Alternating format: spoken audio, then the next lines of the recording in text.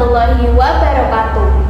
Perkenalkan, nama saya Aprilia Diah Wulandari dari kelas Pendidikan Matematika 2022C dengan NIM 22030174128. Di sini saya akan memberikan narasi mengenai sejarah bahasa Indonesia, keunggulan bahasa Indonesia, serta prospek bahasa Indonesia di masa yang akan mendatang.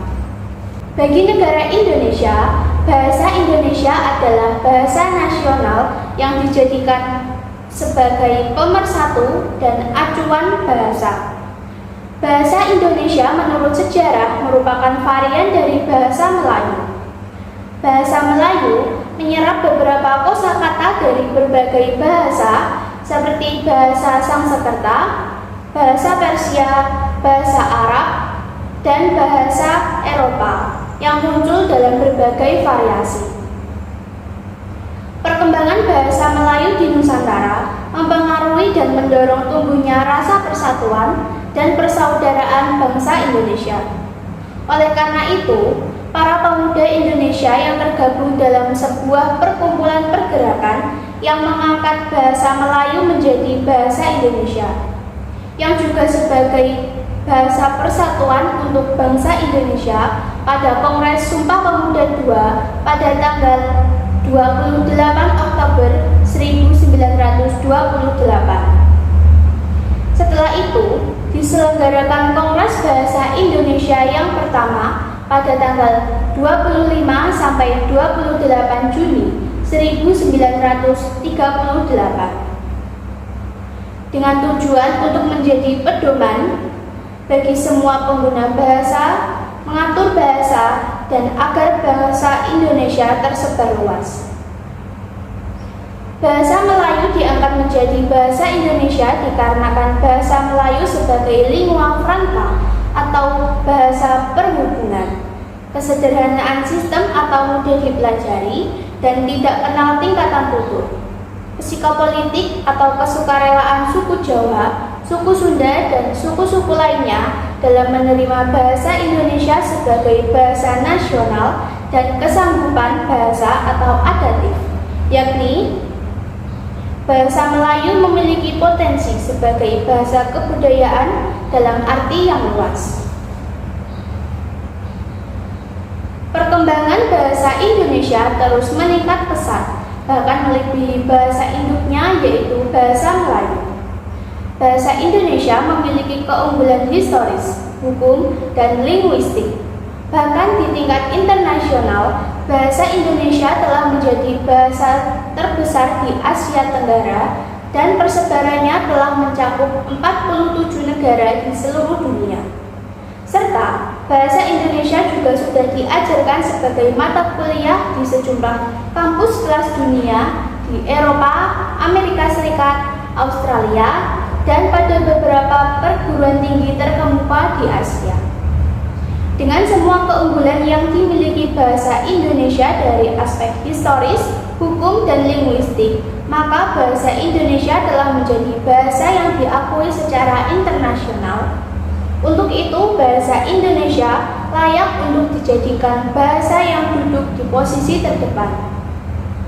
Selain unggul dalam aspek historis, hukum, dan linguistik, bahasa Indonesia juga memiliki keunggulan lain. Di antaranya adalah: 1. Bahasa Indonesia sudah dikembangkan menjadi bahasa ilmu dan teknologi. 2. Bahasa Indonesia memiliki kosakata yang lebih banyak dibandingkan kosakata bahasa Melayu.